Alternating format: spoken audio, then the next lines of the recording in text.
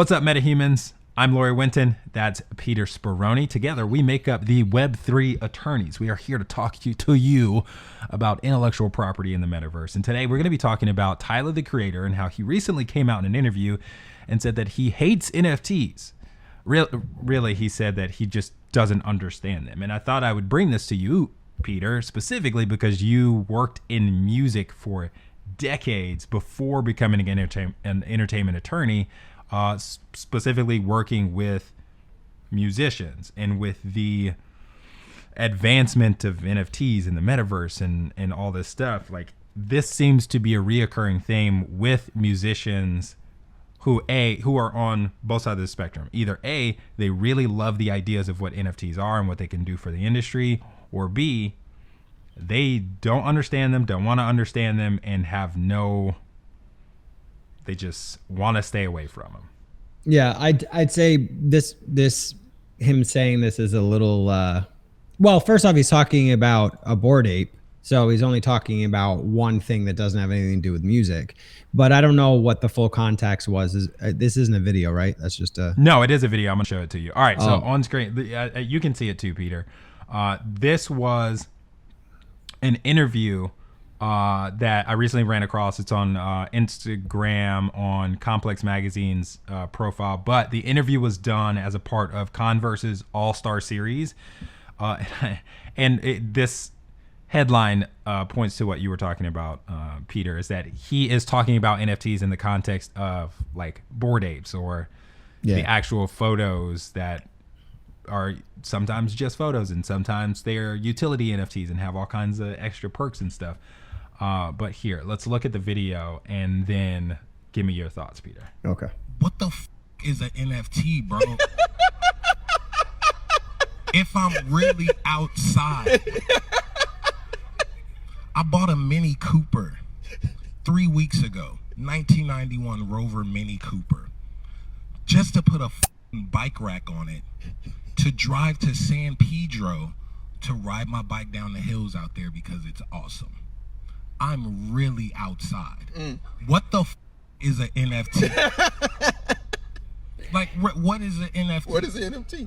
Like, he doesn't have any idea what they are, and that's the thing. Like, it's not an NFT. Doesn't have to take place in a virtual world. It's a unique way to signify authentic ownership, one of a kind ownership. But how would you explain to a music artist how this affects and could potentially benefit a musician? Yeah. So, I mean, in terms of that, you hear a lot, from musicians, NFTs cut out the middleman, right? So you can just have people investing in your project, in your music, and it's decentralized ownership where everybody sort of has a little bit of a cut. And then as you climb the charts, so does the value of their NFT because they, purchased it when you were playing coffee shops. Cutting out the middleman sounds good in concept, but the middleman does something. And that middleman is not just one middleman. It's multiple entities, including publishing companies and record labels and production companies and everybody else that helps create revenue streams from the music. So if your idea is I'm going to sell NFTs and that's what's going to make me a millionaire from my music, and you're an indie artist that's just getting started, that you have just as likelihood a chance of that is going and trying to convince all your friends and family, because those are probably going to be the only ones to buy the NFT at first, just like when you try to, play a coffee shop, who attends when you're starting out, your friends and family, and maybe a few fans here and there. But it's no different. You have no greater chance in becoming a multimillionaire or a well-known artist because everybody's doing this, just like everybody's playing a coffee shop. So it's like, who cares? The middleman they're talking about, sometimes I don't think a lot of people understand what that means. And like I said, the middlemen are entities that actually give life and create revenue streams from somebody's copyright. So it's not, you can't just cut out the label here. The labels will serve a function within the NFT space, as they already have. I mean, we see major record labels going in this direction with some recent announcements, but they'll still serve a purpose, just like, they still served a purpose after Napster sort of shook the industry. They adapt. They're institutions, and they're there for a reason. And as much as people hate, they want to talk badly about the major record labels, they're good at what they do. Yeah, a lot of people have gotten screwed from record deals. A lot of people have gotten screwed in every industry ever. So, the benefit here, if you have a plan, a business plan, if you have a identifiable utility from your album, like you've got a team in place that are all investing with you, and each of those entities is going to serve the function of the middleman and give that project life. Those independent artists that can figure out that recipe, which is ironically a very similar recipe as it is in Web 2 world, because you have to get people to care about your music. Which is interesting coming from Tyler, the Creator, because he has such a loyal fan base. Hold on. He said something really interesting in the second clip. I know this who's scoping. I have a friend making me speakers by hand right now. What the is an NFT? Is this paint, but it's just a swinging contest. And like, look, I bought a picture of a monkey. Now, but the idea of an NFT, which I'm not fully informed, so I'm kind of speaking out of the surface level ignorance. So excuse me when this comes out and some is in the comments like, he doesn't know what he's talking about. I don't. Let's stop. We are no way calling Tyler, the Creator, an asshole or ignorant for saying that he doesn't know what this is. I'm a huge fan of Tyler, the Creator. We just thought it was a good opportunity to just open up the discussion about it. But and this was a bit ago. Yeah. I'm sure, somebody was like, yo. Yeah. One of his friends was like, listen, this is what it is. Because he's talking about, he keeps comparing real life stuff to an NFT, and that's not what it is. Again, it doesn't have to take place in the metaverse. It's just, a way to authenticate a thing. So it's just recorded on the blockchain.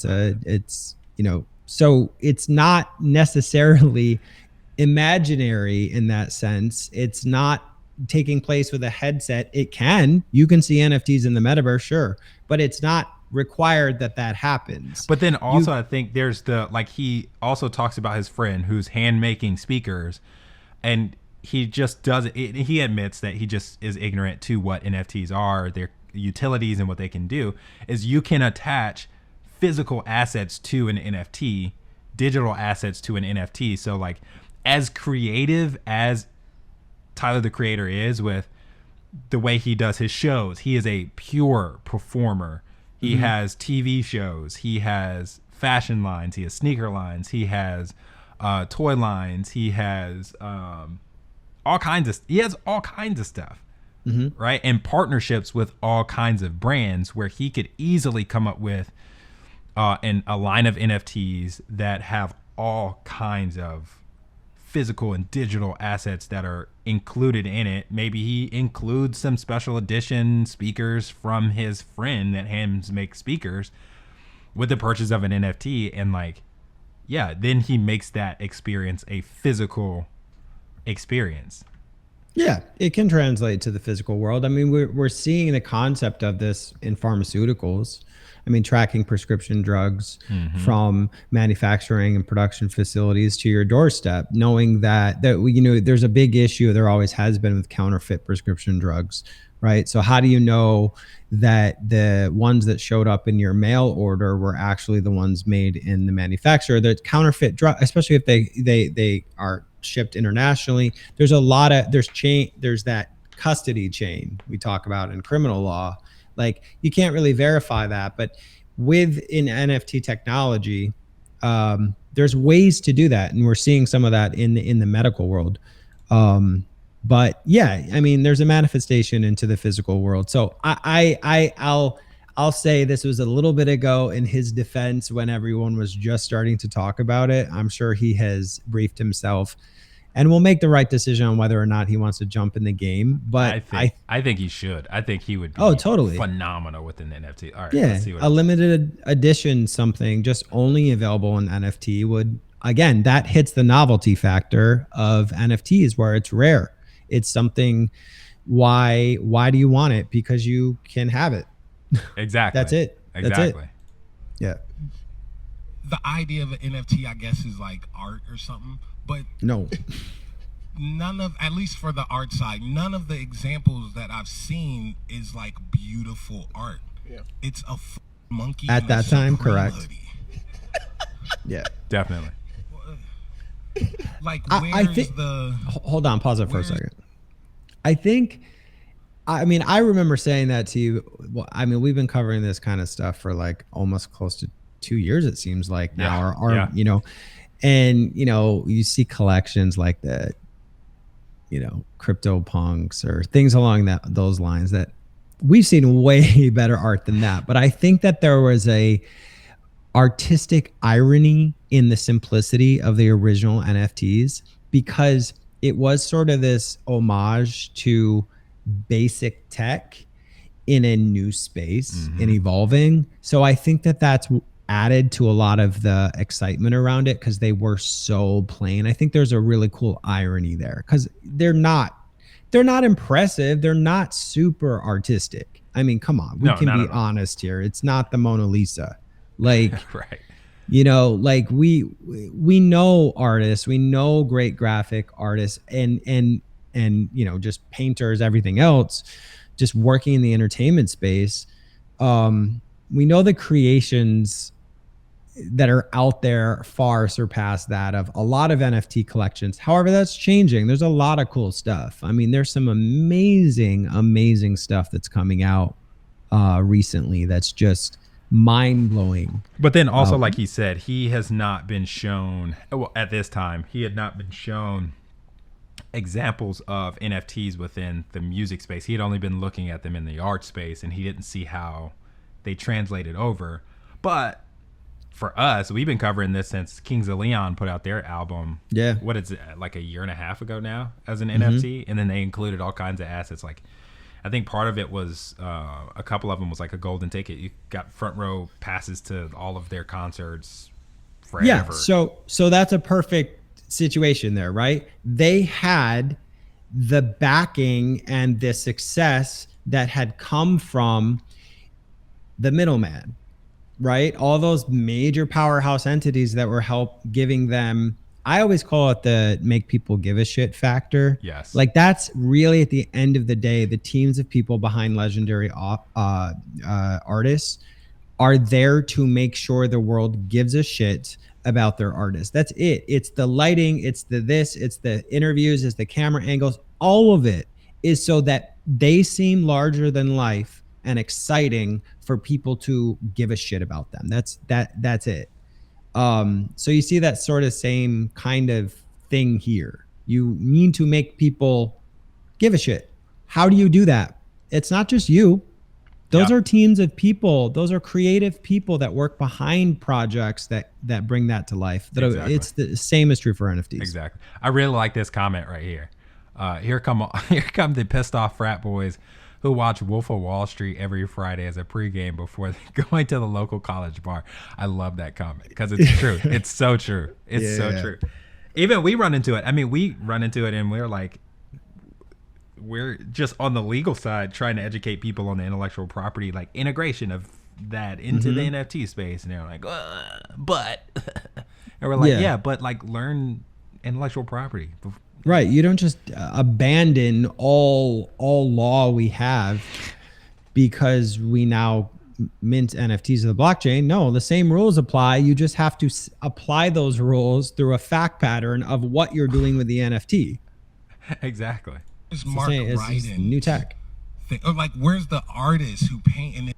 I know this who scoped it. Okay, yeah, that was the end of it. But yeah, I think he just doesn't. At that time, he didn't know what it was. He doesn't know what it is. Yeah, possibly still.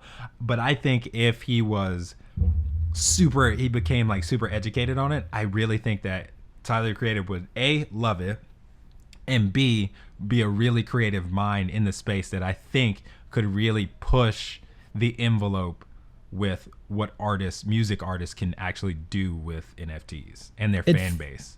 It fits his brand better than, and in this video, when he recorded this video, it fits his brand way better than he realizes. I think so too. Because it is a funky new space. It is super creative and artistic. And, you know, at this time he hadn't seen that yet, but he will. He probably has by now. I definitely think so too. But what do you guys think? MetaHumans, let us know. Leave a comment. Let us know. Should Tyler the Creator get into NFTs? Would you buy a Tyler the Creator NFT? And what kind of assets, digital, physical assets, would you like to see in a Tyler the Creator NFT? Let us know. Leave a comment, hit the like button, hit the subscribe button. For now, I'm Lawyer Wynton. That's Peter Speroni. We're the Web3 attorneys. You guys are MetaHumans, and you're cool. We like you. You're cool. Yeah.